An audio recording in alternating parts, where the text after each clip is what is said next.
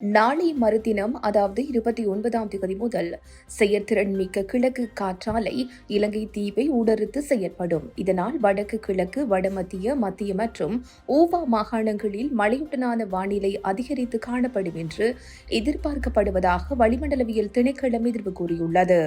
வளிமண்டலவியல் திணைக்களத்தால் வெளியிடப்பட்டுள்ள வானிலை அறிக்கையிலேயே இவ்வாறு தெரிவிக்கப்பட்டுள்ளது. வடக்கு, கிழக்கு மற்றும் மூவா மாகாணங்களிலும் அத்துடன் பொலனறுவை, மாத்தளை மற்றும் நுவரெலியா மாவட்டங்களிலும் சிறிதளவு மழை பெய்யக்கூடும். ரத்தினபுரி, காலி, மாத்தறை மற்றும் களுத்துறை மாவட்டங்களின் சில இடங்களில் பிற்பகல் 2 மணிக்கு பின்னர் மழை அல்லது இடியுடன் கூடிய மழை பெய்யக்கூடும். மத்திய மலை பிரதேசத்தின் கிழக்கு சரிவுகளிலும் வடமாகாணத்திலும் அத்துடன் ஹம்பாந்தோட்டை மற்றும் மொனராகலை மாவட்டங்களிலும் மணித்தியாலத்திற்கு சுமார் 40 கிலோமீட்டர் வேகத்தில் அடிக்கடி ஓரளவு பலத்த காற்று வீசக்கூடும். மத்திய, சப்ரகமுவ மற்றும் மேல் மாகாணங்களின் சில இடங்களிலும் அத்துடன் காலி, மாத்தறை மற்றும் பதுளை மாவட்டங்களின் சில இடங்களிலும் அதிகாலை வேளையில் பனிமூட்டம் காணப்படும்.